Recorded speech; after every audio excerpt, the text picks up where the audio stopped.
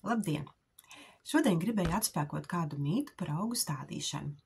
Bieži vien domā, sapirksim augus, aiziesim dārzā un tad jau tur uz vietas redzēs, kas un kā labāk stādīt. Bet patiesībā būtu vēlams izplānot augu izvietojumu jau pirms tam, lai tad, kad jūs stādat, vairs netērētu lieki tam laiku. Sākotnēji uzzīmējiet uz rūtiņām dobas izmēru, lai jums katra rūtiņa būtu 1 metru liela, un tad jūs šajās rūtiņās iezīmējat vēlamo dobi. Pēc tam paskatieties katram augam izmēru, kāds viņš būs, kad viņš būs liels. Piemēram, hortenzijas stāds sākotnēji varbūt ir mazs, bet pēc tam viņš izaugs 80 cm izmērā. Līdz ar to aplītis, kur domāts stādīt hortenziju, ir jāzīmē 80 cm diametrā. Tas nozīmē gan pa visu rūtiņu.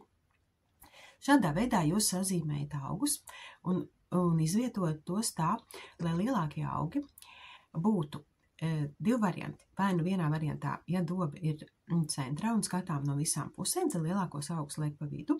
Ja doba novietojas pie sētas, tad lielākie augi būs pie sētas un tuvākie priekšpusē. Kad jūs esat izdomājuši, kā jūs izvietosiet augus, sazīmējiet visus šos augus. Es ieteiktu augus grupēt. Likt vienu grupu, piemēram, ar papardēm, citu ar hostām, vēl kādu hostilbēm. Tad efekts arī būs lielāks un skaistāks, un arī vairāk augu kopā izskatās bagātīgāk. Un arī ir lielāks efekts no ziedēšanas, nekā ja jūs stādiet vienu hostu, vienu astilu, vienu grīsli, un tad tā doba ir nekārtīgāka, jo augiem ir dažāds izmērs, un viņi nav neveido tādus skaistus ziedošus laukumus. Kad tas ir izdarīts, es jums ieteiktu katru grupu apvilkt apkārt un iekrāsot vienā krāsā, lai katrai šķirnei būtu ļoti skaidri nolasāms, ka šeit ir jāstāda, piemēram, astilbes un tur hosts. Pēc tam katra auga lapelīšu vidū ievelciet krustiņu un skatieties, kā šie krustiņi izvietojās uz jūsu kvadrātiem, kas ir metri, un tad jūs arī redzēsiet, cik katrā metrā ir jāstāda konkrēti augi. Vai tur viņš iet 1 vai 2 vai 3 un kā viņi izvietojās.